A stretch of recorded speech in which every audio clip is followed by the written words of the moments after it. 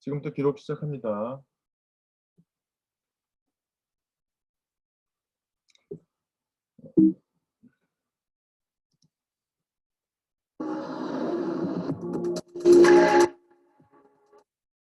네, 여러분 지난 시간까지 이제 쭉 그 병원 미생물학 총론에 대해서 배웠어요. 미생물은 어떤 게 있고, 그 다음에 또 미생물들의 특징은 어떻고, 뭐 이런 것들에 대해서 쭉 배워왔거든요. 그런데 이제부터는 이제 각각의 병원성 미생물들이 어떤 질병을 일으키는지, 그 다음에 그걸 어떻게 관리를 하고 대응해야 되는지, 뭐 이런 거에 대해서 배워보는 시간들을 가지도록 할 거예요. 그래서 지난번까지 배웠던 내용들을 중심으로 이번 주 금요일 날 이제 간단하게 시험을 볼 거고요. 그 다음에 오늘부터는 그 후속 공부들을 쭉 하게 됩니다. 그래서 2부가 병원 미생물과 감염병 이렇게 제목이 되어 있고요.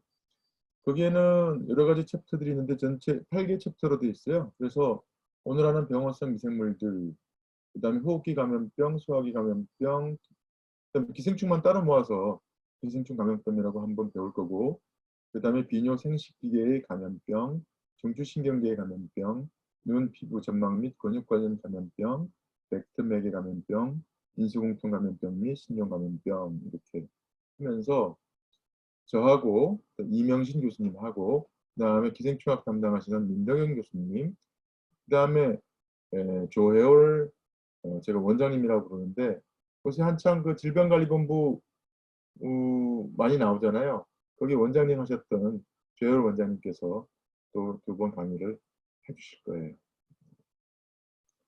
네, 그래서 오늘 첫 시간에는 병원성 미생물들 이렇게 돼 있어서 사실 오늘 이 시간에 나오는 미생물 이름하고 병 이름 특징만 외워도 미생물하고 다 하는 건데 오늘 지금 2시간 정도 강의할 건데 이 안에 이 모든 걸 다 얘기할 수가 없어요. 그래서 여러분들은 이날 오늘 수업 시간은 편안하게 들어도 됩니다. 편안하게. 왜 편안하게 들어도 되냐면 다음번부터 수업에 나올 내용들이 중복돼서 계속 나올 건데 그 수업을 좀 편안하게 하고자 미리 세균, 바이러스, 곰팡이 이런 거에 대해서 한 번씩 이렇게 얘기해보는 그런 시간을 가지는 거거든요. 그래서 여러분들이 이 수업 시간 2시간 동안 알아야 될 거는 뭐냐면 병원성 미생물들이 우리 본 세균, 바이러스, 곰팡이 이런 거 있다는 걸 알고 있잖아요. 근데 이제 임상적으로 병을 일으키는 세균들을 분류할 때 뭐 그람 염색성에 따라서 분류한다든지 모양에 따라서 분류한다든지 아포가 있다 없다, 산소를 어떻게 사용한다 이런 식으로 분류되는 체계를 실질적으로 한번 훑어보는 그런 기회를 가질 수 있을 것 같고요. 그 다음에 일반적인 내용들에 대해서 그렇게 들어두면 됩니다. 그래서 너무 막 깊게 공부를 하려면 힘들어요. 외울 게 너무너무 많아서. 그래도 몇 년 다 지나야 다 그래도 뭐 외워줄 수 있었고 잠꼬대를 해도 다른 세균 이름이 나오고 뭐 이런 상황이었지. 거든요. 안 그러고는 힘듭니다. 그래서 되게 내용이 많아요. 그래서 이제 오늘 챕터 내용이 보면 병원성 세균, 그 다음에 바이러스, 진균 감염증 이렇게 나눠서 얘기할 거고 그 병원성 세균의 체계를 보시면 어떻게 됐냐면 맨 처음에 알균에 대해서 얘기를 해요. 동그랗게 생긴 거. 코쿠스 이렇게 얘기하죠. 그 다음에 막대균에 대해서 얘기해요. 그 다음에 마지막으로 꼬불꼬불한 나선균에 대해서 얘기하고 일반적인 알균, 막대균, 나선균과 조금 차이가 나는 리케치아, 클라미디아, 미코플라즈마 이런 것들이 있거든요. 그거에 대해서 얘기를 하고 바이러스에 대해서는 바이러스가 유전체를 DNA로 가지고 있는 바이러스가 있고 RNA로 가지고 있는 바이러스가 있거든요. 그걸 우리가 DNA 바이러스 또는 RNA 바이러스 이렇게 얘기를 해요. 제가 앞을 바라보면 PPT를 보는 거고 옆을 바라보면 여러분들이 지금 뭐 하나 보는 거예요. 다들 누워서 자나 봐. 얼굴들이 안 보이는 거 보니까. 화면들도 꺼놓고 그러고 있네. 자, 그래서 같이 녹음됩니다. 녹화. 그래서 그 DNA 바이러스와 RNA 바이러스 어떤 게 있냐? 그다음에 여기 밑에 보면 간염 바이러스라고 되어 있는데 이 간염은 DNA 바이러스도 있고 RNA 바이러스도 있는데 간에서 자라는 바이러스, 간염 바이러스인데 특별히 중요하기 때문에 딱 빼서 한 챕터 만들어 놓은 거지 DNA 바이러스거나 또는 RNA 바이러스 일종입니다. 그 다음에 이제 곰팡이가 일으키는 병에 대한 간략한 설명 이렇게 되어 있는데 또 병원성 세균이 대부분이에요. 그런데 근데 보면 여기 어떻게 되냐면 알균, 막대균, 나선균 이렇게 형태적으로 구분하고 난 다음에 줄줄줄 뭐 붙어 있는 게 있어. 그람 양성, 그람 음성 이렇게 돼 있잖아요. 세균은 기본적으로 그람 양성균이냐 음성균이냐 이걸 갖고 분류를 하고 그 다음에 이제 막대균이냐 알균이냐 이걸로 분류를 한 다음에 또 뭐를 썼냐면 여기 보면 아포를 형성하느냐 아포를 형성하지 않느냐 그 다음에 산소성이냐 무산소성이냐 조건 무산소성이냐 이런 것들을 가지고 분류를 해요. 다 들어본 내용들이에요. 그죠? 전에 총론, 강론 얘기하면서 말씀드렸던 내용들입니다. 이렇게 있고요. 그래서 하나하나 따져보도록 하겠습니다. 먼저 병원성 세균에 대해서 말씀드리도록 할게요. 우리가 저 세균을 형태는 크게 알균, 코쿠스, 막대균, 바실러스, 나승균, 스피룰lum이렇게 나눈다고 얘기했죠. 그죠? 그리고 그람 염색이라는 거 여러분들 실습 시간에 했었어야 되는데 지금 실습을 못 하고 있어요. 여러분들 밀도가 너무 높아가지고 감염 우려가 있을까 봐 사실 걱정이 좀 돼서 지금 준비 중에 있는데 이 그람 염색이라는 거를 하면 세균들이 이제 염색이 되는데 저번에도 한번 말씀드렸어요. 이 본래 색이 없는 세균에다 크리스탈 바이럿이라는 용액과 그람스 아이오다인이라고 하는 용액으로 염색을 하면 보라색으로 물듭니다. 그거를 한 20초, 15내지 20초간 알코올로 탈색을 하면 어떤 세균은 색깔이 빠지고 탈색되고 어떤 거는 빠지지 않아요. 그 다음에 이런 상황에서 요 세균을 관찰하기가 힘들기 때문에 다른 염색약으로 살짝 염색을 하는데 그게 뭐냐면 대조 염색이라고 하는 염색 방법인데 그런 걸 대조 염색이라고 그래요. 사프라닌이라는 걸로 대조 염색을 하면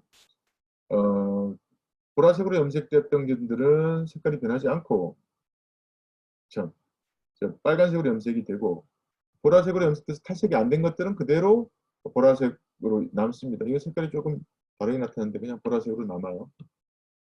왜냐하면 이 염색약하고 세균하고 전기적 결합을 하거든요. 그래서 같은 계열의 염색약이라 가지고 한번 염색약이 달라붙으면 다른 염색약이 달라붙을 수가 없어요. 그래서 색깔이 남는 겁니다.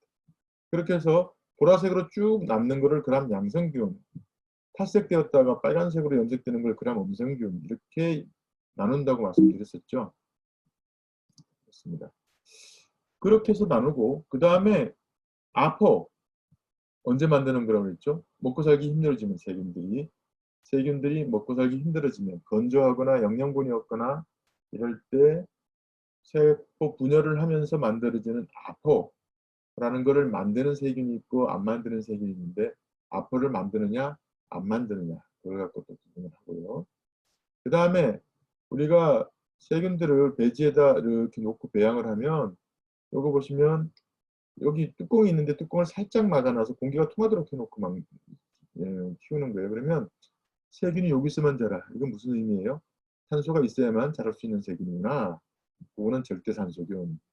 그 다음에 위쪽에서도 자라는데 밑에서도 막 자라는 게 보여. 그러면 이건 조건무산소균이에요. 무슨 얘기냐면 산소가 있거나 없거나 자랄 수 있어. 하지만 보통은 산소가 있으면 더 잘 자랍니다. 그 다음에 밑에서만 자라는 게 있어요. 이건 절대무산소균. 왜? 산소가 있으면 못 자라고 산소가 없어야 자라. 그래서 무산소균. 이렇게 얘기하고 그 다음에 여기 쫙 퍼져서 자라는 이런 거는 저산소균 이렇게 이제 보통 표현하는데 이 저산소균이라는 말을 잘 쓰질 않아요. 그래서 절대산소균이냐 조건무산소균이냐 무산소균이냐 또는 그러니까 이름을 부를 때 그냥 산소균, 조건무산소균, 무산소균 이렇게 이야기를 합니다. 그런 식으로 얘기를 하고요. 그렇게 해서 금방 말씀드린 그람 양성균, 그람 음성균, 그 다음에 알균, 막대균, 나선균, 거기에다가 아포를 형성하느냐 형성하지 않느냐 이런 걸 가지고 쭉 분류해놓은 표가 이 표예요. 복잡하죠. 그 와중에 요 파란색으로 되어 있는 것들 있잖아요. 요것들은 무산소균들이에요. 무산소균. 산소가 있으면 잘 못 자라는 것들. 그런 표입니다. 이걸 지금 다 외울 거예요. 외울지는 않고 외울 거예요. 어렵겠죠. 저보고 표 그리라 그러면 저도 거의 못 그릴걸. 그리고 또 이런 분류표가 있어요. 절대세포에 기생하는 거, 뭐 세포에서 잘 수 있는 것도 나누지만 그람 양성이냐, 그람 음성이냐, 알균이냐, 막대균이냐, 뭐 그다음에 산소성이냐, 무산소성이냐 이런 식으로 많은 분들을 분류하는 체계들을 우리가 이제 가지고 있습니다. 이런 체계가 있다 하는 건 아시고요. 그 다음에 각각 세균들이 나오면 그때그때 살펴보는데 이 그람 양성이냐 음성이냐 하는 성질이 중요한 때도 있고 그 다음에 무산소냐 성이냐 아니면 조건산소성이냐 뭐 이런 것들이 중요할 때도 있어요. 병 그리고 그 세균을 배울 때 그때마다 얘기를 조금씩 하면서 지식의 나무를 키워갑시다. 그래서 먼저 알균부터 말씀을 드리도록 할게요. 알균은 그림을 보는 것처럼 기본적으로 동글동글해요. 그래서 우리가 알균 이렇게 얘기를 하고 있거든요. 요거는 그람 염색한 건데 보면 보라색으로 염색돼 있잖아요. 그래서 이게 뭘까요? 그람 양성균이 그람 양성균. 그 다음에 요거는 빨간색으로 염색됐으니까는 이건 그람 음성균이겠죠. 그런데 여기 보시면 이거 자체는요 세균이 아니라 이거 백혈구입니다. 백혈구. 이거 어디서 나온 거냐면 고름은 고름. 고름에 보면 백혈구들이 많이 죽어 있거든요. 그 백혈구예요. 그런데 그 백혈구 중에서 마크로파지, 대식세포. 뭐 하는 세포죠? 미생물들을 막 탐식해가지고 잡아먹는 세포가 대식세포거든.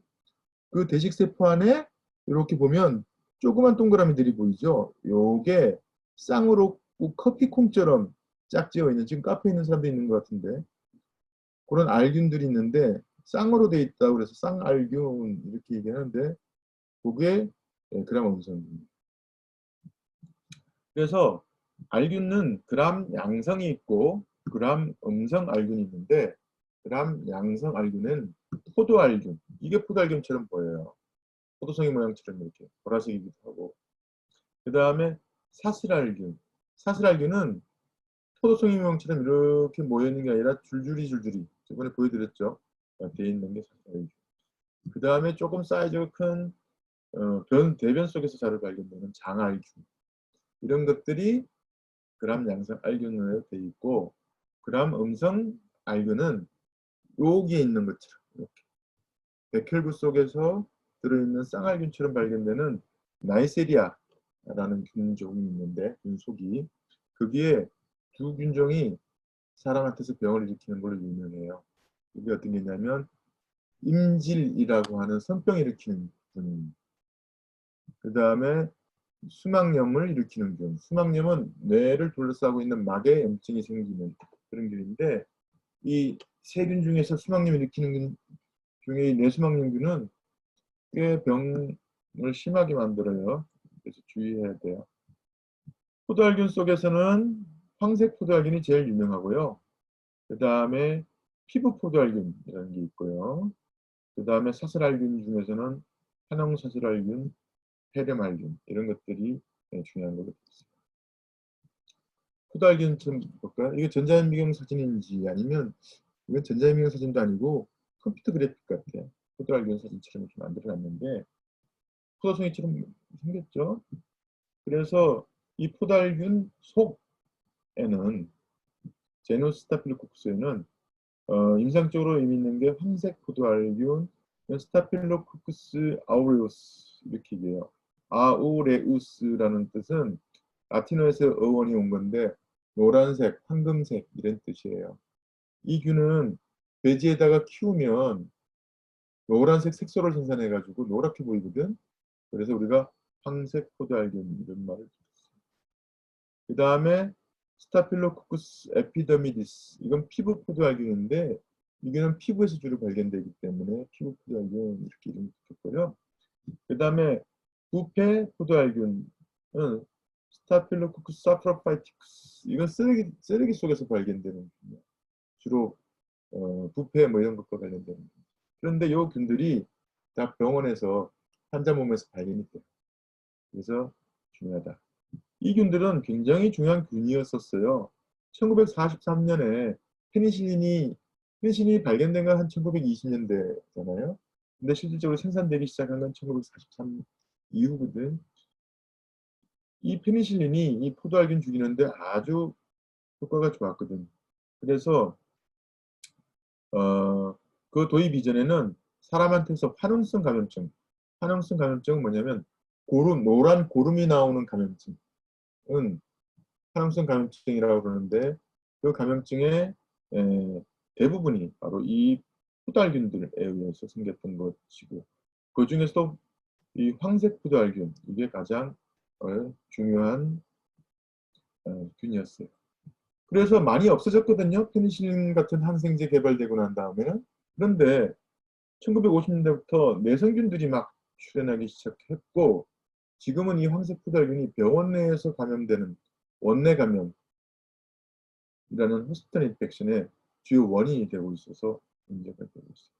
사이즈는요, 한 1마이크로 정도 돼요. 직경 1마이크로 정도 되고 못 움직이는 세균이고 아포를 만들지 않고 그 다음에 산소 요구 조건은 조건 무산소균이에요. 조건 무산소균이 뭐라고? 산소가 있거나 없거나 다 자랄 수 있는 게 조건 무산소균인데 산소가 있으면 더 잘 자라요. 왜 그럴까? 산소가 있는 상태에서 ATP 생산하는 게 훨씬 효율적이기 때문에 산소가 있으면 호흡을 통해서 에너지를 생산하고 산소가 없으면 발효를 통해서 에너지를 생산하는데 호흡이 발효보다 훨씬 더 효율적인 에너지 생산 방법이거든요. 그래서 산소가 있으면 잘 자라요. 그 다음에 발육 온도가 18도에서 40도인데 최저 발육 온도가 30에서 37도씨야. 우리 체온의 온도랑 비슷해요. 무슨 얘기냐면 우리가 지금 배우고 있는 균들이 사람에서 병을 일으키는 인체 감염, 병원성 미생물에 대해서 배우고 있잖아요. 그래서 얘네들은 보통 사람 체온 있는 데 시간에서 잘 자란다. 그 다음에 과산화수소를 분해할 수 있다라는 게 특징이에요. 과산화수소를 분해하는데 카탈라제라고 하는 효소가 필요하거든요. 그래서 얘네들은 푸달균 속은 카탈라제를 생산하는 게 특징이야. 이게 왜 특징이 되냐면 다음에 배울 사슬알균은 그런 게 없거든. 사슬알균은 카탈라제가 없어. 황색 포도알균 좀 더 얘기해 보면 여러 가지 감염증 중에서 고름을 만드는 화농성 감염증을 일으키고 또는 독소를 생산해서 식중독을 일으킬 수 있어요. 그래서 포도알균 식중독이 우리가 병원에서는 모르지만 왜냐하면 포도알균 식중독 걸렸다고 병원에 오지 않거든.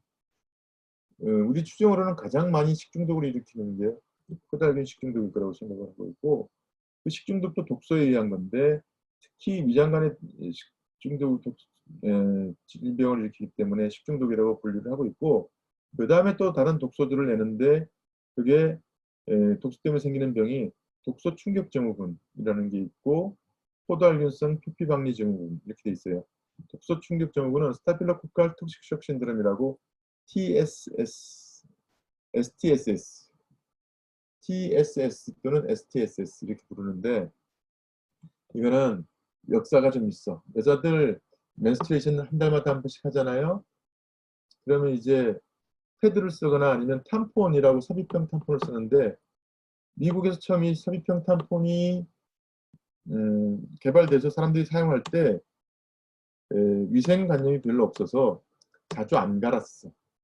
그러다 보니까 그 스타필로코쿠스 이게 그게 오염이 돼가지고 거기서 독소를 생산하고 그 독소가 점막을 통해서 흡수돼가지고 쇼크를 일으켜가지고 많은 여자분들이 그것 때문에 죽었어. 그래서 알게 된 사항이에요. 그래서 탐포 같은 거 쓰실 때 자주자주 갈면서 잘하지 못하도록 해야 돼요. 지금은 이제 워낙 잘 알려져가지고 그런 일이 없지만. 그런데 그것 때문에 알려지긴 했지만 그냥 상처 났는데 황색 푸달균이 들어가서 독소를 생산해서도 그런 상황이 벌어질 수 있기 때문에 주의는 해야 됩니다. 포도알균성 피피박리 증후군은 SSSS, 스테필로코칼 스켈드 스킨 신드롬. 스켈드라는 게 뭐냐면 불에 데인 것 같은 이런 뜻이거든요.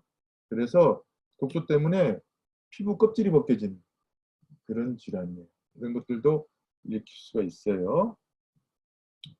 그 다음에 이제 포도알균이 또 생산하는 것 중에 혈장원고효소라고 피를 굳게 하는 그런 효소가 있거든요.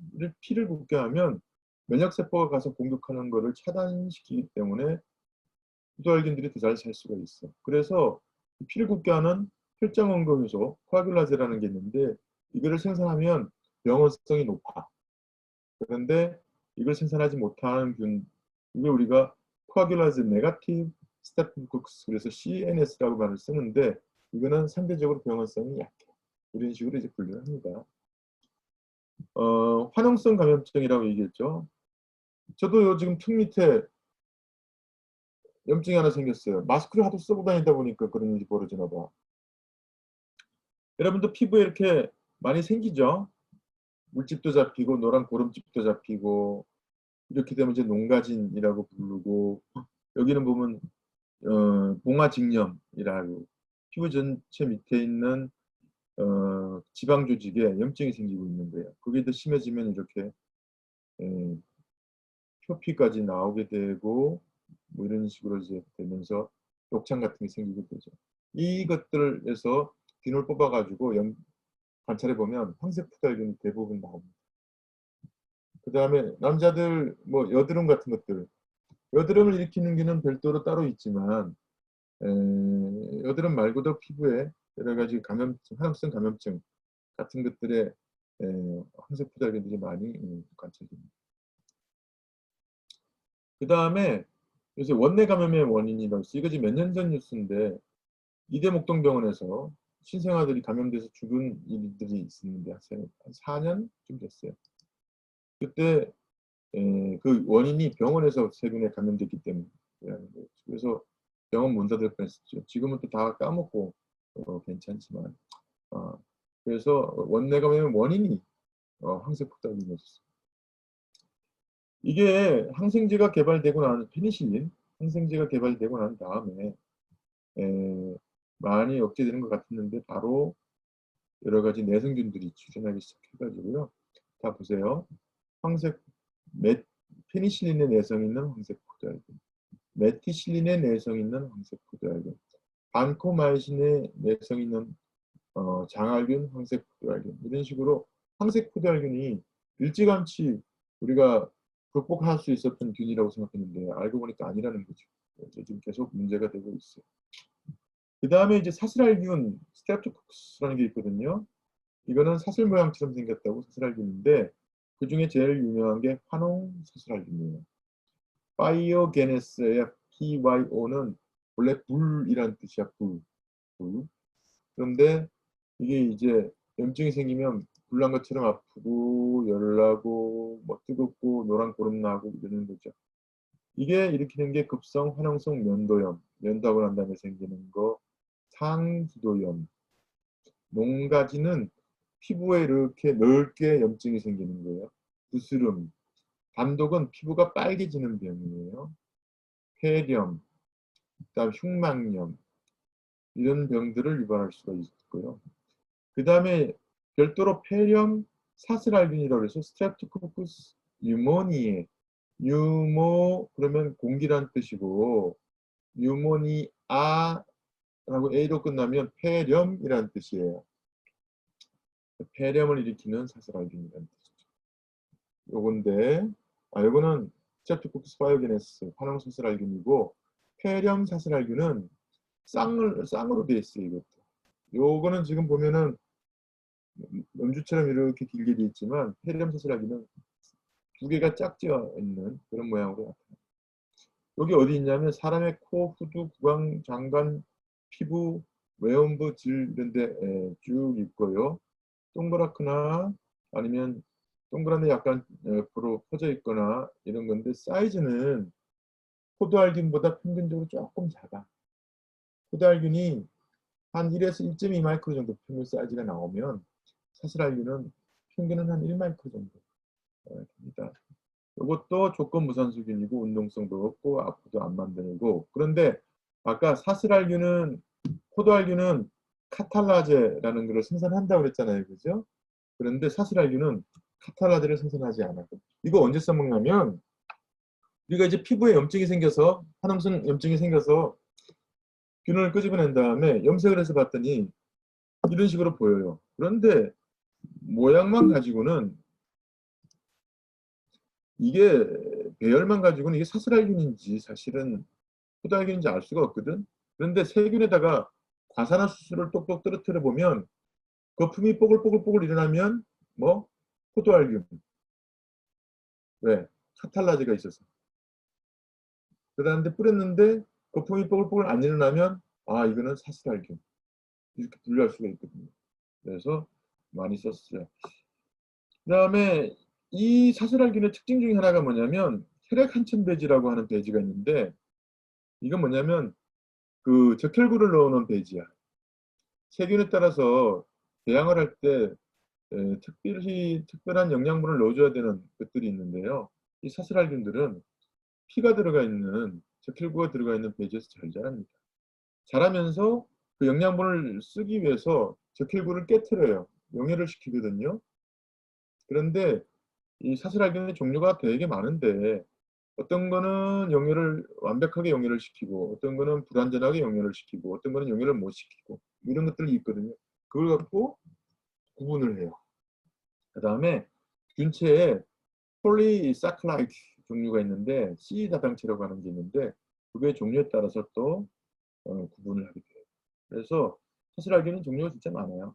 란세필드라고 하는 독일의 미국의 과학자가 분류법을 만들었는데 그래서 금방 얘기한 다당체 종류에 따라서 A, B, C, D, E, F, G, H 그 다음에 I하고 J 빼고 I하고 J는 보통 몇 빼냐면 이유 없이 빼는데 I하고 J하고 이렇게 연필로 쓰면 구분이 잘 안 가거든. 대문자로 쓰면. 그래서 뺀 거야. 그 다음에 K부터 U까지 이렇게 해서 분류를 하는데 그중에 A하고 B가 제일 중요해요. 왜냐하면 A군, B군 이렇게 나누는데 아까 사슬알균 중에 중요한 게 두 개 있다고 그랬죠? 스트레프토코커스 바이오게네스 A군만 중요하네요. 지금 보니까. 화농사슬알균이 A군에 속해 있고요. 그 다음에 B군에 속하는 것들은 종류가 되게 많은데 여기 스트랩토코커스 아갈라티에라고 보이나요? 이건 처음 보는 거죠. 갈락토즈 들어봤어요? 갈락토즈. GALA 이렇게 붙으면 이게 우유란 뜻이야, 우유. 그런데 A가 보통 라틴어로 앞에 붙으면 이거 부정형이거든요. 우유가 아니다 이런 뜻이야. 젖이 안 나와. 이게 무슨 뜻이, 왜 이름이 이렇게 붙냐면 이 사슬알균 중에서 이거 젖 마름 사슬알균, 젖이 마르는 사슬알균이라고 이름 붙었는데 소 이런 데가 이게 감염되면은 소가 젖이 안 나와. 그 이유가 뭔가 봤더니만 젖 마름 사슬알균에 감염됐기 때문에 그래서 아갈락티에 젖이 안 나오게 만드는 이거는 B군에 속해 있어요. 이런 식으로 분류를 하고요. 그 다음에 혈액 한층 배지, 블러드 아가 플레이트, 약자로 BAP라고 그러는데 여기에 이제 세균을 배양했을 때 나타나는 용혈 상태에 따라서 알파 용혈, 베타 용혈, 감마 용혈이 있는데 이게 분류가 좀 이상해. 알파는 불완전 용혈, 그게 폐렴 사슬알균이고요. 베타 용혈은 완전 용혈, 그게 환웅 사슬알균이고, 그 다음에 감마 용혈은 용혈이 안 일어나는 경우예요. 그래서 엔테로코쿠스 이런 것들이 있어요. 그래서 알파 용혈, 베타 용혈, 감마 용혈, 용혈의 종류와 A군, B군 이런 세포벽 대장체의 종류 가지고 사슬알균을 분류하거든요. 좀 더 보고 나면 이게 이제 혈액안침 배제는 피가 들어있기 때문에 적혈구 때문에 빨개요. 사람 피를 쓰지는 않고요. 사람한테서 병을 일으키는 균을 분류해가지고 사람 피를 넣고 배양을 하면 배양이 잘 안 돼요. 왜? 우리 몸의 피 속에 이 균들을 죽이는 성분들이 있기 때문에. 그래서 주로 뭘 넣냐면 피, 양의 적혈구를 집어넣어서. 그렇게 해서 세균을 키운 다음에 보니까 이게 지금 균이 자랐는데 이 균발은 표시가 나죠. 이 주변이 이제 뒤에서 햇볕을 조명을 비춰서 그런데 투명하게 이렇게 빨간 게 싹 없어지는 이런 용혈을 우리가 완전 용혈이라고 해서 베타 용혈이라고 부르고, 그 다음에 녹색이나 이거는 용혈이 불완전하게 일어나서 헤모글로빈이 메세모글로빈이라는 걸로 바뀌었기 때문이야. 그래서 녹색으로 이렇게 보이는 걸 불완전 용혈이라서 그래서 알파 용혈. 그 다음에 여기는 용혈 자체가 안 일어났어요. 그러면 그냥 감마 용혈 이런 식으로 불립니다. 이게 더 정확하지. 베타 용혈은 완전 용혈이고 알파 용혈은 불완전 용혈이고, 그리고 왜 그랬지? 감마 용혈은 용혈이 안 일어나고 이런 걸 갖고 구분을 한다고. 그런 식으로 구분되어 있습니다. 그래서 여러분들이 이제 강론에서 배울 때 뭐 그룹 A 베타, 그룹 A 베타 헤모라이틱, A군 베타 용혈성 스트레프토코쿠스 뭐가 있을까요?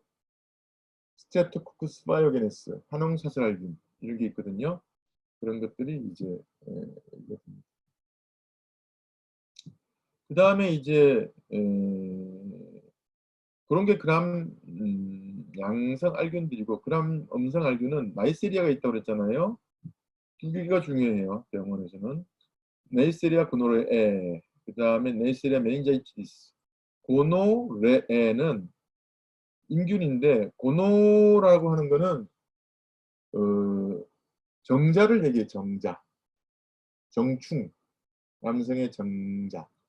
그 다음에 RROHOEA는 흐른다는 뜻이 흐른다. 혹시 설사를 영어로 뭐라 그러는 줄 알아요? 설사. 다이아레아 이렇게 얘기하잖아요.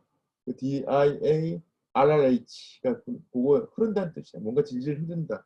이게 왜냐하면 성병에 걸린 남자 고추 끝에서 노란 고름이 줄줄줄 나오는데, 옛날 과학자들 생각에 그게 뭐라고 생각했냐면 정액이 흐르는 것 같다. 그렇게 해서 고노레아라고 이름 붙였는데, 알고 보니까 정액이 아니고 그냥 염증으로 생기는 고름이었어. 그래서 그런 병을 이제 인질이라고 하는 병이 있는데, 그 인질의 원인균이 바로 네이세리아 고노레아입니다. 나중에 또 따로 배울 거예요. 그람 음성, 이거는 그람 음성 쌍알균이 이렇게 생겼어요. 그 다음에 네이세리아 메닌자이티스는 사람 상기도, 또 구강점막에 있다가 뇌로 가서 수막염 또는 폐로 가서 폐렴 이런 것들을 일으킬 수 있는 그람음상 쌍알균이고, 운동성 없고, 그 다음에 이거는 산소가 있어야지 잘 자라는 산소성이고 뭐 이래요. 이런 것들이 있다. 그 다음에 이제 장알균이 있는데 중요하지 않으니까 지금 배울 게 너무 많아서 그냥 통과. 그 다음에 그람 양성 막대균.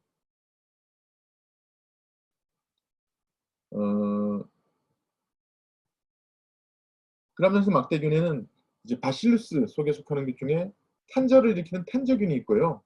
그 다음에 식중독 일으키는 세리오스균 두 개가 있어요. 그 다음에 그람 양성 아포를 형성하는 막대균의 바실루스 속하는 것 중에 이런 게 있고, 클로스트디움이라고 하는 것들이 있거든요. 거기에 파상충균인 클로스트디움 테타니, 식중독 일으키는 클로스트디움 보툴리눔, 가스 배제를 일으키는 클로스트디움 퍼핑겐스, 그 다음에 균 교대 현상을 일으키는 클로스트디움 피실, 이거 저번에 한번 배웠는데 이런 게 있는데, 요것들은 다 무산소균이에요. 무산소균. 라는 게 특징이에요. 그런 것들이 있고요. 그래서 탄저균은 바실루스 안스라시스라고 하는 균인데, 여기 탄저병을 일으킵니다. 탄저는 피부가 까맣게 썩어 들어간다고 해서 탄저라고 이름이 붙었고요. 이거는 아포 때문에 생기는 거예요. 얘들이 아포를 그러니까 탄저의 종류가 여러 가지가 있는데 아포가 상체를 통해 들어가면 피부 탄저, 폐를 통해 들어가면 폐 탄저, 그다음에 먹어서 생기면 위장 탄저 이런 식으로 병들이 생기는데 특히 폐 탄저는 굉장히 치명적이에요. 그 다음에 세리오스균, 바실루스 세리오스라는 게 있는데 이것은 세리오스 식중독을 일으키는데 그 식중독 이름이 프라이드 라이스 신드롬이에요. 이게 뭐냐면 이거 볶음밥 신드롬이라고 되어 있는데 동남아 가면 우리는 밥을 할 때 어떻게 하죠? 압력밥솥에 넣고 막 쪄버리기 때문에 여러분 저번에 배운 오토클레이빙이랑 똑같은 과정으로 아포들이 거의 죽어. 그런데 동남아 가면 밥을 해요? 밥을 삶아 건져내잖아요, 그죠? 그래가지고 볶아주다 보니까 아포가 안 죽거든. 여기에 그 아포가 들어가가지고 갈아해서 독소를 내면 볶음밥 먹고 설사를 쭉쭉 하는 거야. 그래가지고 사람들이 이름을 붙이기를 프라이드 라이스 이런 이름을 썼어요. 혹시 나중에 코로나가 끝나고 동남아 가서 관광 가서 볶음밥 먹고 설사를 하게 되면 그때 한마디 해. 아, 나 프라이드 라이스 이런 거 얘기할 수 있으니까. 그런 병들을 일으킵니다. 이 균은요, 그람 양성균이고 막대균이에요. 아포를 이제 형성하는 균이라고 말씀드렸죠. 운동성은 있는 것도 있고 없는 것도 있고, 그 다음에 산소 요구도는 산소가 있기도 하고, 그러니까 산소성이기도 하고, 조건 무산소성이기도 하고, 카타가 좀 있고, 그렇습니다. 그래서 그 다음에 이제 클로스트리움에 속하는 것들은 가스 궤주균이 클로스트리움 퍼핑게스, 가스 궤저, 가스 갱그린이라고 피부가 썩어 들어가는 그런 병입니다. 일으킬 수 있고 파상풍균은 클로스트리움 테타니 그런데 테타누스, 파상풍을 일으키는 건데 파상풍이 뭐냐면 파상공세 이런 말 들어봤죠, 그죠? 피부가 파도가 밀려오듯이 파도가 이렇게 바닷가에서 보면은 밀려오고 밀려오고 밀려오고 끊임없이 밀려오잖아. 그걸 우리가 파상공세 그러는데 이 파상풍균의 독소에 감염되면 파상풍이라는 병이 오는데 경련을 해. 덜덜덜덜덜 떠는데 그 경련을 계속 하기 때문에 파상풍 이렇게 이름이 붙었어요. 결국은 죽는데 왜 죽냐면 숨 마셔서 죽기도 하고 몸에 있는 에너지를 다 쏘고 죽어요. 우리가 경련을 일으킬 때 ATP라는 걸 사용하잖아. 그 ATP를 다 손이 나고 지쳐 죽는 거야. 비참하게 죽죠. 그 다음에 클로스트리움 디피실 이거는 균 교대 현상을 일으키는데 지난번에 얘기했어. 광범위 항생제 먹고 난 다음에 정상균은 다 죽고 이 균만 살아남아서 독소를 생산해가지고 설사를 일으키게 만드는 그런 균 교대 현상을 일으키는 게 클로스트리움 디피실이에요. 그래서 여러분 감기 때문에 약국 가서 항생제 먹었는데 항생제 먹고 한 이틀 있다가 설사를 쭈룩쭈룩 하면 아, 내 몸속에서 균 교대 현상이 일어났구나. 내 몸속에 있던 클로스트리움 디피실이 지금 많이 증식하고 있구나. 라고 생각하시면 됩니다. 이 균들은 그람양성 막대균이고 아포를 형성하고요. 무산소균입니다. 무산소. 태양 속 또는 사람, 동물의 장관 내에 있어요. 그래서 파상풍 잠깐 보고 가면 이제 반복돼서 나올 건데 동물한테 물리거나 상처를 입거나 오염된 바늘에 찔리거나 출점망에 상처를 입거나 녹소못에 찔리거나 하면 생겨요. 저번에 개한테 물려서 돌아가신 폐혈증으로 돌아가신 할머니 계셨는데 그 다음에 여러분들 태투 하잖아요. 태투 같은 거 할 때 파상풍에 걸릴 수 있기 때문에 조심해야 됩니다. 그러면 요게 파상풍균을 요 파랗게 보는 게 파상풍균의 아포인데 이 아포가 몸속에 들어서 발화를 해서 균이 만들어지고 파상풍 독소를 생산하면 그 독소가 신경에 가서 신경을 계속 흥분시켜가지고 이게 전기자극 때문에 덜덜덜덜덜덜 떨게 만드는 거예요. 죽습니다. 그러다 보니까는 온몸의 모든 근육이 다 수축을 하거든요. 그래서 이런 전형적인 몸이 생깁니다. 이분은 이제 곧 돌아가실 건데 팔을 굽히는 근육하고 피는 근육이 있잖아요. 둘 다 수축을 하면 팔이 안으로 이렇게 굽어져요. 그 다음에 목을 뒤로 젖히는 근육하고 앞으로 젖히는 근육하고 둘 다 수축을 하면 목이 뒤로 젖혀집니다. 배를 구부리는 근육하고 등을 피는 근육하고 둘 다 수축을 하면 몸이 등 뒤로 이렇게 구부러지게 돼요. 이런 식으로 몸이 활처럼 뒤로 휘는 그런 모습으로 죽어갑니다. 그 다음에 클로스트리디움 퍼프링겐스 보툴리눔이라고 하는 균에 감염되면 이거는 이제 이것도 아포를 만들고 독소를 생산하는데 주로 통조림 같은 데서 독소를 생산하거든요. 왜 우리 병원이란다. 슈퍼마켓 같은 데 가면 통조림 살 때 통조림에 뭐 잘못 먹으면 식중독 걸린다고 하는 게 바로 이겁니다. 옛날에 애들이 많이 감염돼서 문제가 됐는데 화상풍은 독소가 어떤 작용을 하냐면 신경을 막 수축시켜가지고 문제를 일으키지만 이거는 이완시켜서 문제가 돼요. 그래서 애가 축 늘어지고 숨을 못 쉬어서 이렇게 되는 경우가 있고요. 그 다음에 크로스티움 디피실에 의해서 이렇게 염증이 생길 수가 있고 이게 대장 염증이 생겨요. 설사하죠. 이거는 크로스티움 퍼플링겐스라는 가스 궤적균에 의해서 생긴 살이 이렇게 썩어 들어가요. 잘라내야 돼. 이렇게. 그런 병들을 일으킵니다. 그런 지금까지가 아포를 만드는 그람 양성균이었고 아포를 만들지 않는 무아포 그람 양성 막대균은 리스테리아균, 코리네박테리움균, 미코박테리움균 이런 것들이 있는데 리스테리아는 리스테리아증이라고 해서 감염되면 소도 감염되는 인수공통전염병인데 유산돼요. 그 다음에 임산부가 감염되면 유산도 되고 위험해요. 그런 병을 일으키고 코리네박테리움은 디프테리아라는 병을 일으키는 병이에요. 디프테리아균은 우리 몸속에 있거든요. 목에 있는데 이게 독소를 생산하면 목구멍을 막아서 숨을 못 쉬어서 죽어요. 옛날 소련에서는 많았는데 우리나라는 DTP라고 하는 예방접종을 받아가지고 독소에 대한 저항성을 가지고 있기 때문에 여러분들은 그런 병들이 거의 안 생기고 있습니다만 우리 몸속에서 계속 나오고 있습니다. 미코박테리움은 이콜산이라는 걸 가지고 있는 균인데 이게 결핵균 또는 나균이 미코박테리움에 속해요. 리스테리아균은 특징이 뭐냐면 태아 감염되거나 뭐 뇌 감염될 수 있는데 세포 속에서 자란다 라는 게 리스테리아균의 특징. 세포 속에 숨어가지고 자라기 때문에 면역 반응이 잘 안 일어난다는 특징. 디프테리아는 이염과립이라는 걸 가지고 있어요. 전에 한번 배웠죠. 이염과립이 뭐냐면 세포 몸 속에다가 영양분을 이렇게 저장하고 있는데 염색을 하면 색깔이 다르게 염색되는 게 이염과립이다 이렇게 말씀드렸었잖아. 그걸 가지고 있는 게 특징이라서 녹색으로 염색했는데 빨간색 과립들이 이렇게 만들어져요. 아포가 아닙니다. 이게 디프테리아균이고 이게 독소를 생산하는데 그 독소가 점막 그 세포로 들어가면 리보솜의 작용을 막아요. 리보솜의 작용이 막히면 어떤 일이 벌어져? 단백질 합성이 안 돼. 그러니까는 세포가 죽어요. 그래서 문제가 되는데 이게 목구멍을 막아가지고 숨을 못 쉬게 해서 죽기도 하지만 독소가 신장 이런 데로 가면 신장을 망가뜨려서 사람이 죽게도 되고 뭐 이런 상황이 되면 굉장히 위험한 건데 우리가 예방접종 때문에 지금 잘 보호받고 있어요. 결핵균은 사람한테도 결핵을 일으킬 수가 있거나 아니면 나균을 일으키는 까지가 그람양성 알균, 그람양성 막대균이었습니다.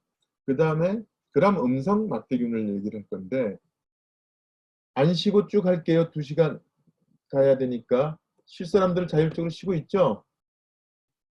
예. 그람 음성 막대균은 종류가 너무너무 많아. 그리고 대부분이 장에서 발견돼, 똥 속에서. 그래서 우리가 그걸 다 묶어가지고 장내 세균과 이렇게 얘기합니다.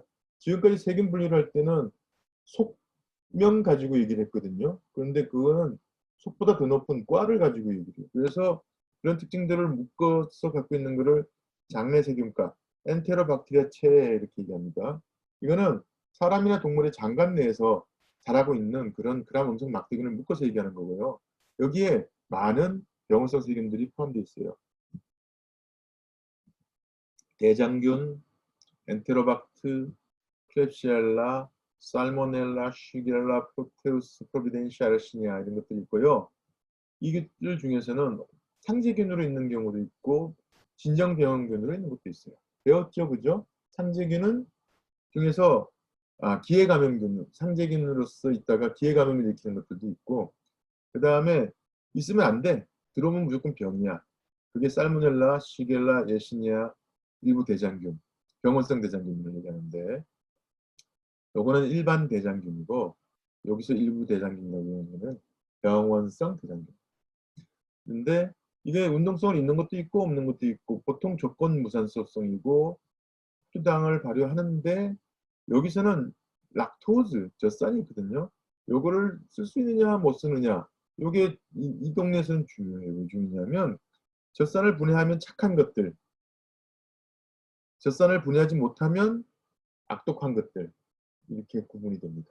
그래서 우리가 검사를 할 때 장내세균 중에서 젖산을 발효하지 시키지 못하는 장내세균, 그러면 여기 있는 진정병원균이라고 생각합니다. 여기에 살모넬라, 시겔라, 프로테우스, 프로비덴시아, 예시니아 이런 것들이 있어요. 그래서 이거를 감별하기 위한 배지로 뭐 레콘키 배지, EMB, 뭐 SS 배지 이런 걸 쓰는데, 지금은 자동으로 다 되기 때문에 병원에 가도 이런 거 보기 힘듭니다. 그래서 그 수많은 장내세균과에 속하는 균들 중에서 비해감염성 병원균 또는 진정병원균을 알 수 있는데, 아까 그림이랑 같아요. 대장균, 페렌막대균, 아까 클립시엘라, 엔테로박트, 세라티아, 프로테우스, 프로비덴시아, 시트로박터 이런 것들은 뒤에 감염을 일으키는 게 있고, 그 다음에 트루 패스젠이라고 살모넬라, 시글라, 여시니아, 또 일부 패스젠 이콜라이 이런 것들은 진정병균이 앞에 거하고 조금 다른데, 그렇죠? 같네. 맞췄어. 그 똑같이 이렇게 하는 겁니다. 그 다음에 어디서 병을 일으키느냐 해놨으니까 나중에 참조하시면 되고요. 그래서 우리는 다음 시간부터 배울 때는 뇌에서 병을 일으키는 세균 바이러스 곰팡이, 폐에서 병을 일으키는 세균 바이러스 곰팡이, 위장관에서 병을 일으키는 세균 바이러스 곰팡이, 균형 생식기에서 병을 일으키는 세균 바이러스 곰팡이 이런 식으로 배울 거예요. 병으로. 그 중에 이제 대장균 있거든요. 이셰리키아. 이게 중요해요. 대장균은. 왜 중요하냐면 병을 많이 일으키기 때문에 중요해요. 병원 여러분들이 가가지고 병원 감염 일으키는 균 3개 써세요. 이렇게 얘기하면 지금 현재는 뭐가 있냐면 대장균, 포도알균, 녹농균 이 3개입니다. 이게 가장 많이 분리되거든. 그래서 대장균은 흔히 있어요. 대장균은 대장 속에 있을 때는 병원균이 아니에요. 대장 밖을 나와서 딴 데로 가면 문제가 돼요. 예를 들어서 대장 속에서 발견되면 괜찮은데 뭐 냉면 국물 속에 있다든지 음식물 속에 있다든지 이런 식으로 되면 병원성균으로. 왜? 대장균은 대장 속에 있어야 되니까. 여러분들 산에 가면 약수라고 있잖아. 그 약수물을 먹는데 보면 대장균 검사를 꼭 합니다. 왜 하겠어요? 약수 속에서 대장균이 발견되면 그 약수에 똥물이 유입되고 있다는 증거예요, 그게. 그래서 대장균도 병을 일으킬 수가 있지만 똥물이 유입되면 다른 병원성 장내 세균들이 같이 들어갈 수 있기 때문에 걱정을 하는 거죠.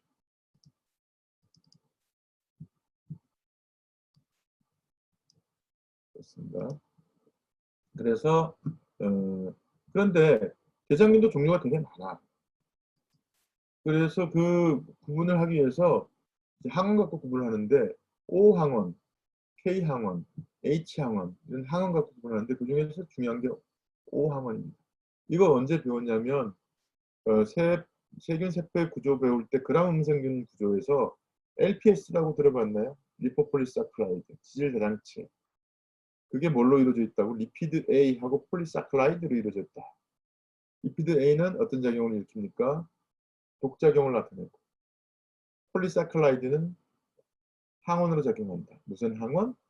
O항원. 그 종류에 따라 번호를 붙였는데 1번, 2번, 3번, 4번, 160 이상 붙어 있다라는 거예요. 그러니까 대장균의 종류가 최소한 160 이상 되죠. 그 중에서 옛날에 요독증후군이 일으켰던 대장균 중에 유명한 게 O157이야.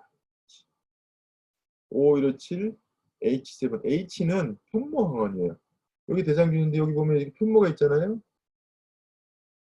이 편모의 종류가 또 있거든. 7번째 거. 그래서 O157H7이 옛날에 문제가 돼서 애들 일본에서 특히 문제가 돼서 애들 많이 죽었고 우리나라에도 있는 문제.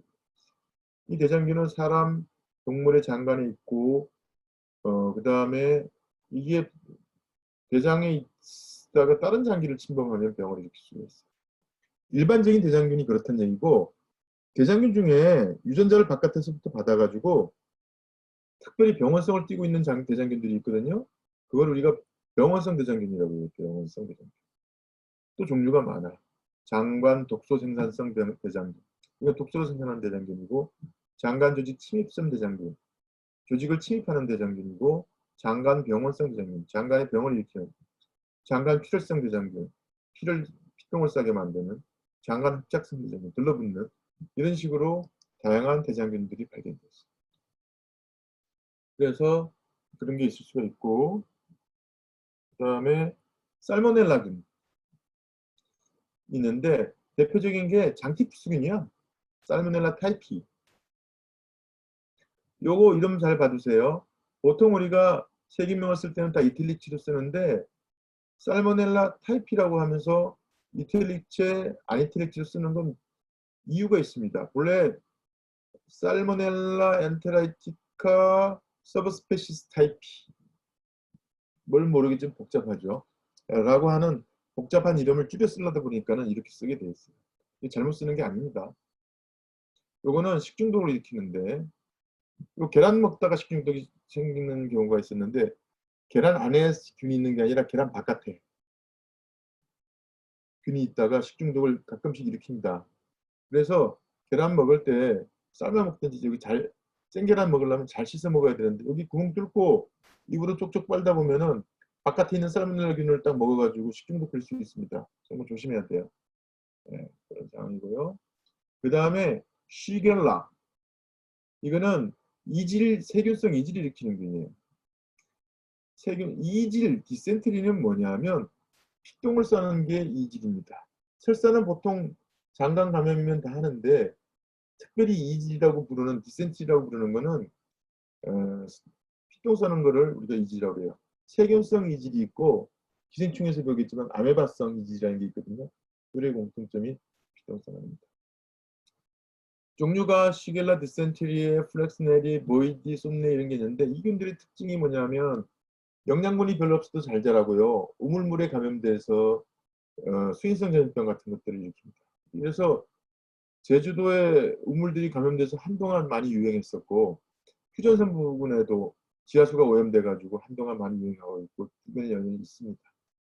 조심해야 되는 그런 부분. 그래서 살모넬라, 시겔라, 병원성 대장균 이런 게 주요한 그 외에 클렙시엘라 뉴모니에라는 균이 있는데 폐렴막대균 이거 우리 몸속에서 계속 나옵니다.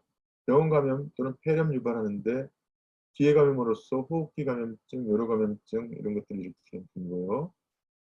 그 다음에 프로테우스 불가리스 또는 프로테우스 미라빌리스 이런 것들이 있는데 요거 특징이 뭐냐면 요소 분해 효소를 생산하거든요. 우리 몸속에서 요소가 있는 부분이 어디 있어? 오줌, 소변이거든요. 그게 만약에 이 균이 들어가면 요소를 분해해서 암모니아를 만들어. 암모니아와 이산화탄소가 되면 이게 알칼리화 되거든요.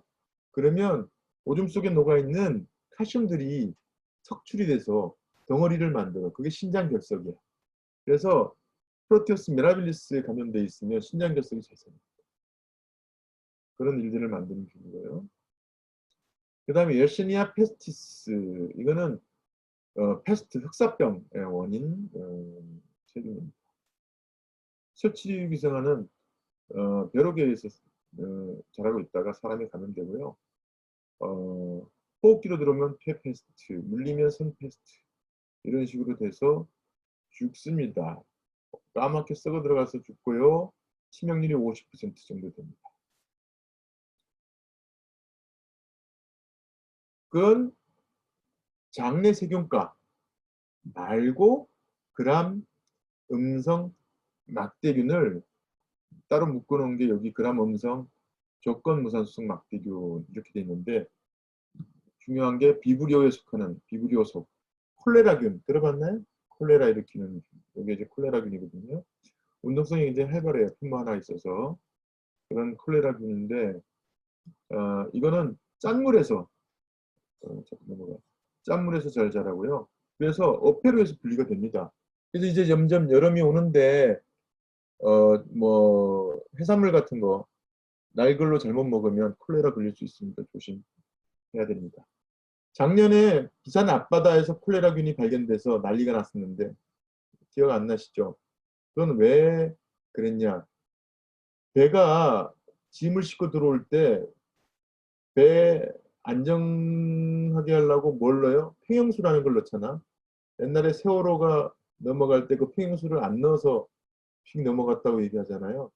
그런데 이게 문제인 게 뭐냐면 동남아에서 물건을 싣고 팽형수를 넣으면 그 동남아 바닷물 속에 있는 콜레라균이 뱃속으로 들어가.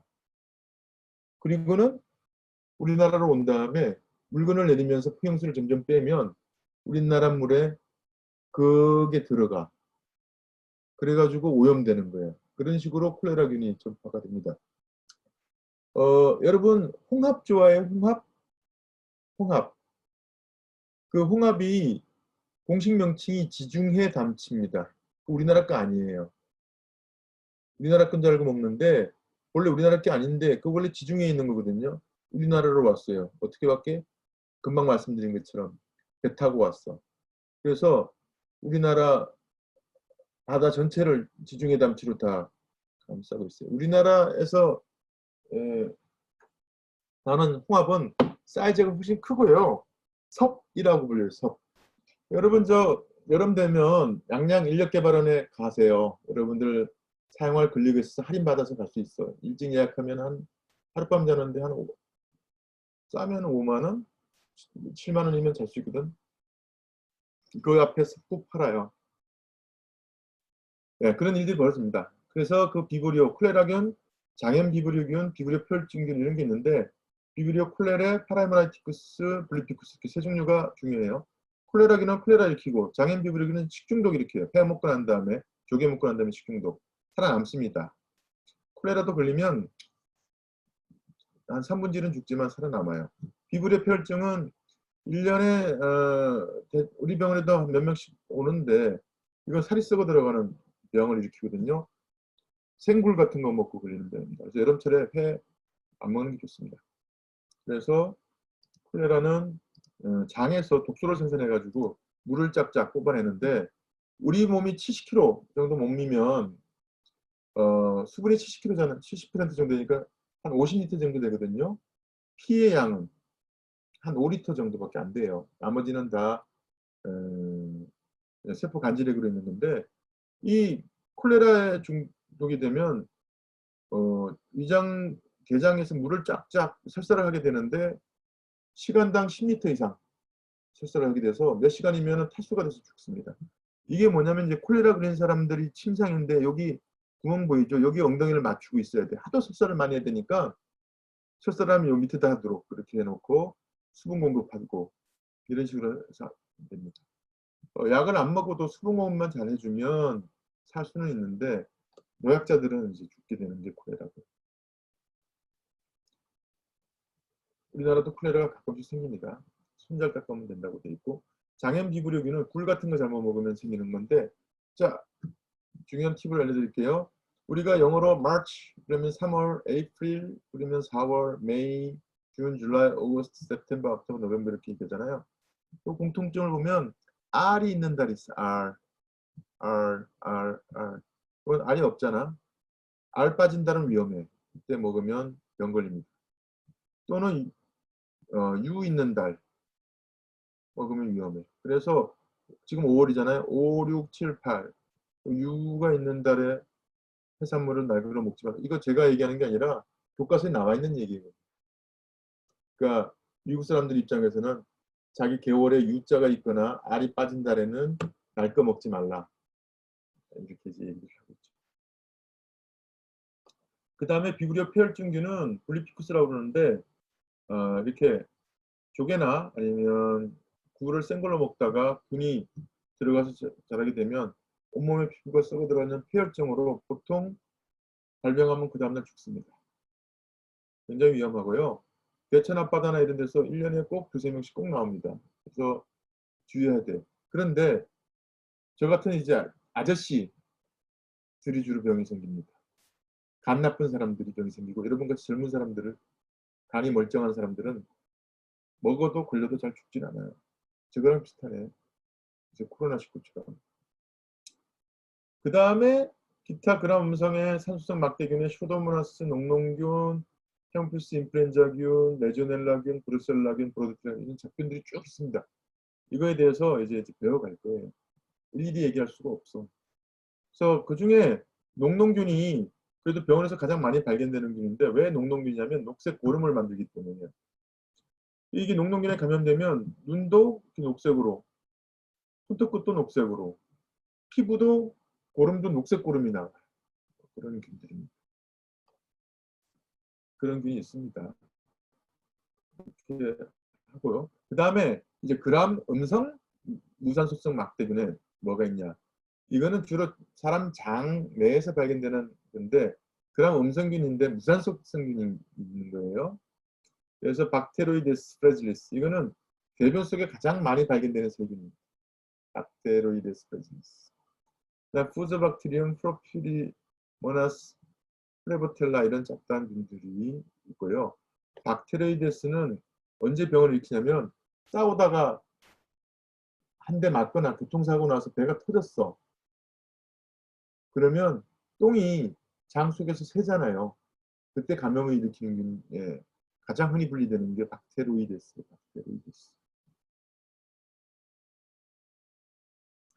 그 다음에 이제 꼬불꼬불한 균 넘어가겠습니다. 꼬불꼬불한 균에는 트레포네마, 보렐리아, 렙토스피라, 캄필로박터, 헬리코박터 이런 것들이 있는데 트레포네마에 속하는 균은 매독균이 있어요. 트레포네마 팔리돔이라고 하는 매독 일으키는 균이 있고 보렐리아는 보렐리아 리크렌티스하고 제기올리라고 리크렌트라는 게 또 반복되는 이란 뜻인데 릴랩싱이라는 거는 다시 시작되는 이란 뜻이라서 비슷하죠.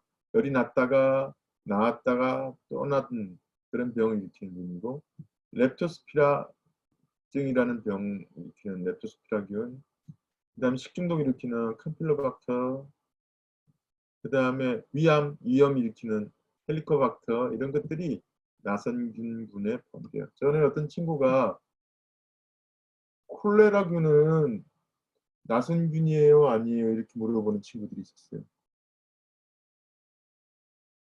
그래서 굉장히 현명한 질문인데 답변은 현명하기 힘들어. 왜냐하면 여기서는 분류체계를 보면은 이거 그냥 모양 갖고만 분류하다 보니까는 콜레라균은 지금 막대균 중에서 그라모성 막대균으로 분류하고 있고요. 그 다음에 헬리코박터는 비슷해 보이는데 캄필로박터하고 이거는 나선균군으로 지금 분류하고 있습니다. 이렇게 꼬불꼬불하죠. 여기에 캄필로박터, 여기 헬리코박터.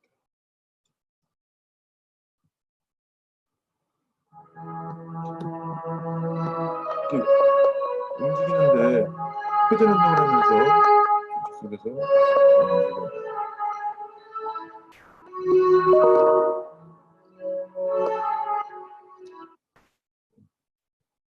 그런 균들이 있고요. 그 다음에 리케차, 클라미디아, 미코플라즈마.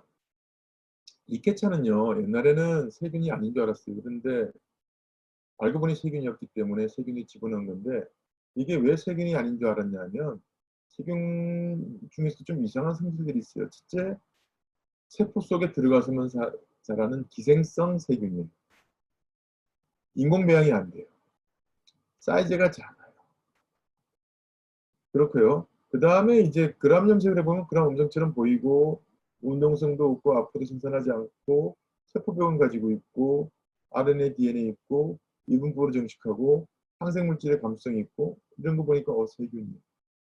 그런데 생물학적으로는 절적동물이라고 하는 찐득이 이 벼룩 같은데 숨어 있다가 사람한테서 감염돼서 병을 일으키는데 그 주병이 발진성 질환, 열성 질환이야. 피부가 뻘긋뻘긋하게 되고 열이 나. 그런데 우리가요, 열나면서 반점 돋는 병을 티푸스라고 그러거든. 티푸스. 티푸스. 그래서 티푸스라는 종류의 병을 일으켜. 그래서 이 리케차 감염병이 종류가 꽤 있는데 그 대표적인 게 발진 티푸스, 그 다음에 발진열, 록산 홍반열, 찌쭈가무식병, 그 다음에 큐열 이런 병들이 있습니다. 그 리케차 중에 리케차 속에 속하는 게 있고 콕실라 속에 속하는 게 있는 거죠. 그래서 발진 티푸스는 리케차 프로바제키라고 하는 여러분 이 본 적 없죠? 일으키는 병인데 리케차도 이 사람 이름이고 프로바젝도 사람 이름이에요. 둘 다 이거 연구하다가 죽은 사람들 이름을 따서 리케차 프로바젝이라고 이름을 붙였어요. 그 다음에 발진열 일으키는 발진열. 그 다음에 이제 럭키 마운틴 스파크, 럭키산 홍반열을 일으키는 리케차 리케치. 그 다음에 일본에서 발견됐는데 쯔쯔가무시라고 얘기하는데 오렌티아 쯔쯔가무시라고 이름이 붙었어요. 균 이름은 쯔쯔가라는 게 일본 말인데 작고 무서운 무시는 벌레야 벌레. 그래서 작고 무서운 벌레. 양충이라고 하는 병이 그래서 감염되면 생기는 건데 우리나라에 많이 생깁니다. 1년에 수천 명 생기고 있습니다. 그래서 이런 것들이 리케차 병입니다. 그래서 이 작은 뭐 찐득이나 이런 것들에 이게 찌찌가무시인데 양충이라고 하는 찐득이에 물리면 요렇게 까만 딱지가 남아요. 그걸 에스크라 이렇게 얘기하는데 에스크라. 그러면 잘 물리는 장소가 주로 쭈그려 앉는 엉덩이 부위 이런 데 물립니다. 그래서 시골 분들은 잘 아세요, 이 병. 많이 걸리고 있고요. 그 다음에 리케차 말고 클라미디아라는 게 있는데 이것도 절대세포의 기생체고 인공배지에서 발육되지 않는다는 성질이 있고 이런 건데 이것도 항생제에 감수성이 있고 RNA, DNA가 있고 그래서 세균입니다. 이거는 어떤 병들을 일으키냐면 클라미다 티타시라는 게 있는데 이게 앵무병이라고 해서 새들을 데리고 놀다가 감염돼서 생기는 병. 그 다음에 트라코마라고 해서 클라미디아 트라코마티스는 눈병 일으키는데 아프리카나 이런 데서 장님되는 가장 흔한 원인이 이 트라코마예요. 또 성병이기도 합니다. 인질 다음으로 흔한 성병이에요. 그래서 가장 흔한 게 지금은 양상이 좀 바뀌었을 것 같은데 옛날에는 인질이 제일 흔했거든. 그래서 인질 아니면 트라코마야. 그래서 인질 그 다음에 트라코마라고 안 쓰고 NGU라고 불렀는데 인질이 아닌 요도형 그래서 NGU, Non-Gonococcal Gastritis 이렇게 불러서 성병의 원인으로 돼 있습니다. 그 다음에 세균 중에 마지막으로 이제 미코플라즈마가 있는데 이거 스스로 증식할 수 있는 생물 중 가장 작고 미코플라즈마의 특징이 뭐냐면 세포막이 있는데 세포벽이 없어요. 그래서 형태를 그대로 유지하지 못하기 때문에 그대로 놔두면 이런 모양으로 보입니다. 여기 핵이 보이고 핵이 가운데 핵심이 보이고 계란 후라이처럼 이렇게 보이는 특징적인 비행 접시 같아 보이기도 하고 단추 같아 보이는 모양이 있죠. 이런 모양들을 보이는 게 특징이에요. 이거는 그 배지에서 배양을 했을 때 이런 모양으로 보이는 거 사실은. 이런 모양으로 보이기도 하고요. 그래서 하지만 세균입니다. 그래서 마이코플라즈마 뉴모니아는 폐렴을 일으키고 마이코플라즈마 호미니스는 요로 감염을 일으키고 유레아플라즈마 유레라이티쿰은 요로 감염을 일으킵니다. 마이코플라즈마에 의한 폐렴은 비교적 흔한 게 여러분들 몸속에 다 있거든요. 그래서 왜 한 달, 두 달간 가는 장기침 이런 게 보통 비정형 폐렴이라고 그러는데 그 원인이 마이코플라즈마 폐렴인 경우가 많습니다. 예. 까지가 세균의 영이고요. 쭉 듣고 있으면 돼요. 자지는 말고. 다들 지금 형광등한테다 공부를 맡기고 있어. 천정만 보이고. 그 다음에 바이러스하고 곰팡이는 빨리 끝냅니다.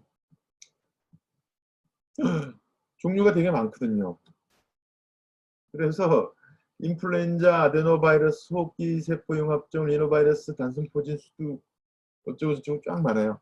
우리가 서당계 3년에 풍어를 올린다. 이런 얘기 있잖아요. 바이러스는 그래도 돼. 왜냐하면 코로나 바이러스 여러분들 알았습니까? 제가 코로나 바이러스 옛날에 여러분 선배한테 가르칠 때 왜 코로나 바이러스냐면 코로나 오기 때문에 코로나 바이러스야. 이렇게 가르쳤어요. 실제로 여러분들 선배들. 그러면 선배들이 에이 저 아저씨 농담하네 이러는데 그렇게 가르치는 이유가 감기 일으키는 바이러스 2개 중에 제일 흔한 게 리노바이러스라는 바이러스가 여기 있나? 여기요. 리노바이러스. 이게 감기 일으키는 거거든요. 그 다음에 코로나 바이러스가 그 다음으로 발견되는 바이러스였어요. 여기 있네요. 코로나. 여기 코로나마저도 없네. 그런데 별게 아니었는데 갑자기 그 사스, 메르스 나오면서 뜨기 시작한 거예요. 코로나 바이러스가. 그래서 바이러스 종류는 되게 많습니다만 치료약이 별로 없기 때문에 그때그때 공부를 해도 되는데 바깥에 나가서 잘난 척하는 기본이 용어를 많이 아는 거거든요. 그래서 여러분들은 쭉 질병 명 정도는 쭉 들어두면 도움이 될 거라고 생각합니다. 뒤에 이게 RNA 바이러스인지 DNA 바이러스인지 표적 장기가 어딘지 이런 거에 대해서는 장기별로 배워갈 때 조금씩 배워가면 될 것 같고요. 그런데 이제 근본적으로 바이러스를 구분하는 거에 대해서 다시 얘기를 한번 해보면 이게 DNA를 유전체로 가지고 있느냐 RNA를 유전체로 가지고 있느냐 따라서 DNA 바이러스 또는 RNA 바이러스 이렇게 얘기를 하고요. 그 다음에 그 DNA가 두 가닥이냐 한 가닥이냐 RNA가 두 가닥이냐 한 가닥이냐 이렇게 따라서 또 구분을 하고요. 그 다음에 그 바깥쪽에 외피를 가지고 있느냐 가지고 있지 않느냐 이렇게 구분을 합니다. 그래서 DNA 바이러스에는 헤파드나 바이러스, 헤르페스 바이러스, 퍽스 바이러스 이런 것들이 있는데 이거는 외피를 가진 두 가닥 DNA 바이러스고요. 아데노바이러스, 파필로마바이러스, 폴리오바이러스는 외피가 없는 두 가닥 DNA 바이러스인데요. 그 다음에 파보바이러스라는 것은 외피가 없는 한 가닥 DNA 바이러스. DNA 바이러스는 종류가 많지 않아요. 그런데 RNA 바이러스는요, 훨씬 종류가 많습니다. RNA 바이러스는 RNA로 되어 있는데 여기 플러스, 마이너스 이렇게 붙어 있잖아요. 이건 무슨 뜻이냐면 플러스라는 거는 단순하게 얘기하면 RNA가 메신저 RNA처럼 작동할 수 있느냐 또는 그렇게 생각하시면 됩니다. 무슨 얘기냐면 바이러스가 세포 내로 들어가면 잘할 수 있는데 그 유전체 자체가 메신저 RNA처럼 바로 단백질 합성을 시킬 수 있으면 포지티브 스트랜드라고 해서 플러스라고 쓰고요. 그렇지 않고 틀로만 작용해서 이게 다시 메신저 RNA를 만들게 하면 마이너스라고 쓰는 거거든요. 그렇게 해서 구분을 또 해놓고 외피가 있냐 없냐 구분을 하는 거예요. 한참 요새 뜨고 있는 코로나 바이러스 보십시다. 코로나 바이러스는 외피가 있는 포지티브 스트랜드 RNA 바이러스. 앞으로 문제가 될 인플루엔자 바이러스는 여기 보면 오로소믹소 바이러스거든요. 인플루엔자 바이러스가 오소믹소 바이러스에 속해요. 요거는 외피가 있는 네거티브 스트랜드 RNA 바이러스. 에이즈 일으키는 바이러스, HIV라고 하는 바이러스가 있거든요. 그거는 요 레트로 바이러스에 속하는데 그거는 외피가 있는 포지티브 스트랜드 RNA 바이러스인데 DNA가 따라붙는 RNA 바이러스. 이건 뭐냐면 이 RNA를 중심으로 DNA를 만들었다가 다시 무슨 작용을 하는 그런 바이러스 우리가 이런 바이러스로 분류를 하거든요. 그래서 이런 양식으로 분류를 해요, 바이러스는. 그렇게 해서 분류한 겁니다. 그래서 DNA 바이러스와 RNA 바이러스 이렇게 분류를 해놓고 있고요.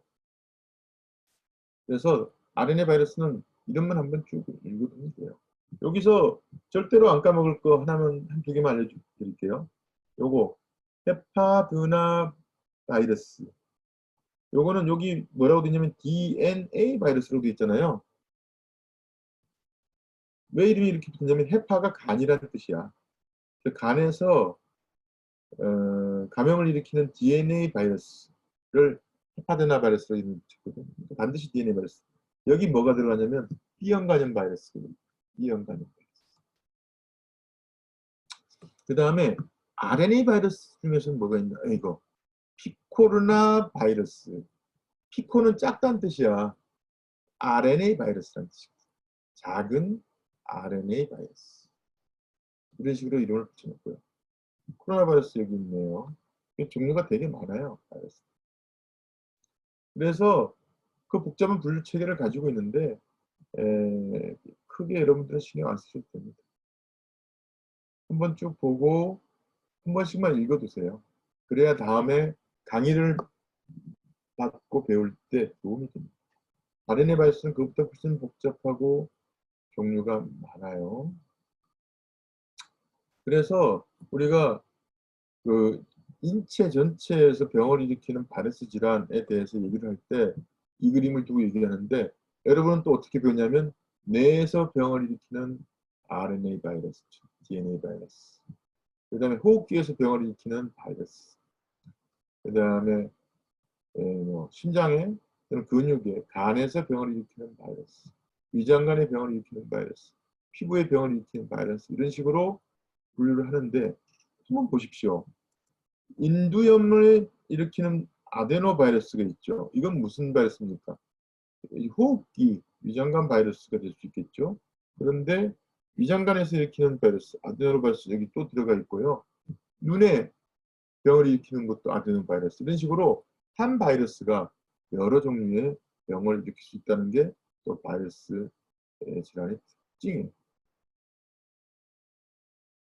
그래서 차곡차곡 배워갈 겁니다. 그래서 DNA 바이러스에는 아데노, 파포바, 헤르페스, 헤파드나, 폭스, 파보 바이러스 이런 것들이 있고요. RNA 바이러스는 레오, 피코르나, 칼리시토가, 플라빌, 레트로 얘도 많은 바이러스, 오소믹스, 파라믹스, 라브도, 필로, 코로나, 아스트로, 아레나 이렇게 있는데 아데노바이러스 아까 여러 가지 병 일으키는 거 보셨죠? 파포바 바이러스는 유두종 바이러스라고 사람한테서 사막이 일으키거나 아니면은 여성의 자궁경부암을 일으키는 바이러스고 헤르페스 바이러스는 단순포진이라고 해서 헤피스 아시죠? 입 주변에 이렇게 나오는 거 일으키거나 아니면 수두나 대상포진을 일으키거나 이런 거. 헤파드나 바이러스는 아까 얘기했어요. B형 간염 바이러스. 폭소 바이러스는 천연두 일으키는 바이러스 지금은 없어졌고 그 다음에 파보 바이러스가 있고 그다음 RNA 바이러스 중에서는 요게 피코르나 바이러스 제일 작은 RNA 바이러스라고 있는데 거기 뭐가 있냐면 리노 바이러스라고 감기 일으키는 바이러스 그다음에 폴리오 바이러스라고 소아마비 일으키는 바이러스 이런 게 들어가 있고 칼리시 바이러스에 노르박 바이러스라고 그래가지고 이게 노로바이러스 들어봤어요? 위장관 감염 일으키는 노로바이러스. 그 다음에 C형 감염 바이러스가 플라비 바이러스에 속하고 HIV가 레트로 바이러스에 속하고 인플루엔자가 오소믹스에 속하고 풍진 뭐 이런 것들이 파라믹스에 속하고 광견병 일으키는 바이러스가 라보드 바이러스에 속하고 에볼라 일으키는 바이러스가 필루 바이러스에 속하고 그 다음에 지금 코로나 바이러스가 코로나 바이러스에 속하고 이런 것들을 알게 됩니다. 여러분들 수업하다 보면 알게 될 거예요. 수업하고 물론 노력을 해야지 되지만 수업을 하다 보면 이제 조금씩 알게 됩니다. 그렇게 해서 돼 있고 그 다음에 또 따로 간염 바이러스를 분류해서 얘기를 하는데 왜냐하면 간염을 일으키는 바이러스가 종류가 많거든요. A, B, C, D, E 있고 그 중에서 지금 요새 문제가 되고 있는 거 B형하고 C형인데 이 두 가지는 간암을 일으킬 수가 있어요. 그 다음에 요새 또 다시 문제가 되는 게 A형인데 저같이 험하게 산 사람들은 A형 간염 바이러스 예방접종 안 해도 몸속에 항체가 있어요. 흙만 쥐고 살았기 때문에. 근데 여러분들은 검사해보면 거의 안 나옵니다. 그런데 이 A형 간염 바이러스는요, 어렸을 때 걸리면 감기 몸살로 지나가는데, 나이 들어서 걸리면 어떤 일이 벌어지냐면은, 전격성 간염으로 가가지고 간 이식을 해야 되는 그런 상황들이 가끔씩 벌어지기 때문에 이제 예방접종하라고 많이들 많이 하고 있어요. 그래서 그런 거에 대해서 따로 한번 배울 겁니다. B형 간염 바이러스는 처음에는 간염으로 생기는데 간염이 자꾸 반복되다 보니까 점점 흉터가 남아서 간경변으로 딱딱해지는 그런 병이 생기고 이게 더 오래되면 간암으로 되는데 B형 간염 바이러스하고 C형 간염 바이러스 두 가지만 간암으로 진행됩니다. 넘어가고 그 다음에 이제 마지막 곰팡이. 곰팡이는 우리 주변에 널리 있으면서 뭐 자연계 곰팡이는 10만 종이 넘어가요. 진핵세포 생물이라고 배웠죠. 그리고 우리 몸에서 병을 일으키는 곰팡이에 대해서 공부하는 게 의학진균학. 그래서 한 200종 정도가 사람한테서 병을 일으키는 걸로 되어 있고요. 곰팡이 중에서도 진정병원균이 있어요. 들어오면 병이 생기는 곰팡이가 있는가 하면 기회감염을 일으키는 병. 그래서 우리가 곰팡이에서 병이 생기는 거를 진균증, 마이코시스 이런 말을 쓰고요. 이 곰팡이도 직접 몸속에 들어와서 침입을 해서 병을 유발하는 경우가 있고 독소를 생산해서 그 독소 때문에 병이 생기는 경우가 있고 그 다음에 곰팡이가 만들어지는 항원 때문에 알레르기 반응으로 병이 생기는 경우도 있고 이런 식으로 사람의 몸에서 병을 일으키게 됩니다. 그래서 우리가 진균증, 마이코시스는 진균에 의한 감염으로 얘기하고요. 요 병을 이름을 붙일 때 영어로 할 때는 SIS 밑에 붙여요. 그래서 히스토플라즈마 캡슐라툼이라고 하는 곰팡이가 있거든요. 그거는 감염되면 히스토플라즈모시스 이렇게 해서 히스토플라즈마증이라고 이름을 붙이고 크립토코쿠스 네오프로만스라고 하는 곰팡이가 있는데 그것도 감염증이 나타나면 크립토코쿠스증, 크립토코쿠시스 이런 식으로 이름을 붙여요. 그리고 곰팡이는 여러분들 곰팡이병 있나요? 뭐 무좀 같은 거, 습진, 이게 곰팡이병이거든요. 그래서 주로 바깥쪽부터 흑여성, 피부, 피하, 전신 이런 식으로 임상적으로 나누어서 곰팡이병을 분류를 해서 얘기를 해요. 그리고 이제 과민성 질환은 알레르기 또는 과민성 폐렴을 일으키는데 이게 주로 이제 곰팡이가 만드는 포자에 흡입해서 거기에 감작되고 감염돼서 IgE라고 하는 항체가 내기를 하게 되면 천식 같은 병, 비형 같은 병들을 일으켜요. 저번에 배웠죠? 곰팡이 버섯은 감자균류, 버섯도 곰팡이 종류라고요. 그래서 그 시골에서 너터리 버섯 농사 짓는 분들 이 문제가 됩니다. 느타리 버섯은 버섯의 가시 확 펴진 다음에 다른 말로 얘기하면 포자가 다 날린 다음에 따는 거거든요. 그러다 보니까 하우스에서 버섯 농사를 지실 때 그 포자를 흡입할 가능성이 높아져요. 그러다 보니까 알레르기가 생겨가지고 버섯 농사 3년, 4년 정도 지나면 못 견딜 정도로 몸이 아프다 이런 일이 나오기 시작하면 버섯 농사 포기해요. 그 다음에 독소가 생산하는 진균 독소증이 있어요. 독소를 생산해서 생기는 병인데 뭐 아플라톡신, 제랄렌론, 그 다음에 시트리닌 이런 독소가 있는데 그중에 이제 아플라톡신이 제일 유명해요. 여러분들 하루견과 드시죠? 하루견과 비싼 거 드셔야 됩니다. 곰팡이들이요 지방 있는 견과류도 굉장히 좋아해서 그래서 잘 자라면서 독소를 생산해요. 그래서 그 땅콩 같은 견과류 제대로 건조 안 된 그런 데 보면 가끔씩 섞였는데 이 아프라톡신이 열 처리를 해도 잘 파괴가 안 돼. 몸속에 들어오면 간암이 일으킵니다. 간암. 그래서 이거는 이제 아스페르질루스라는 곰팡이가 생산하는데 아스페르질루스 곰팡이는 우리 집에는 너무너무 흔해요. 그게 독소를 만들고 그거를 먹으면 병이 생기죠. 옛날에 우리나라 간암이 많았기 때문에 사람들이 굉장히 많이 먹어서 간암이 생겼다. 이런 생각을 했었어요. 왜냐하면 그 된장 띄울 때 곰팡이들이 튀거든. 그럼 아플라톡신이 나오게 될 거고 뭐 이렇게 해서 생각을 했었는데 조사를 해보니까는 그렇지는 않다라고 됐는데 지금은 주로 땅콩이나 이런 견과류에서 많이 생기니까 몸에는 좋은 거죠. 땅콩 견과류. 하지만 곰팡이 펴 있는 땅콩 견과류는 조심해야 된다.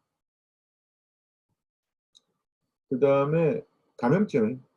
이게 우리가 지금 사계절이 뚜렷한 나라에서 살아서 곰팡이병이 많지 않았는데 점점 온난화가 진행되면서 곰팡이병이 많아질 거라고 생각하고 있어요.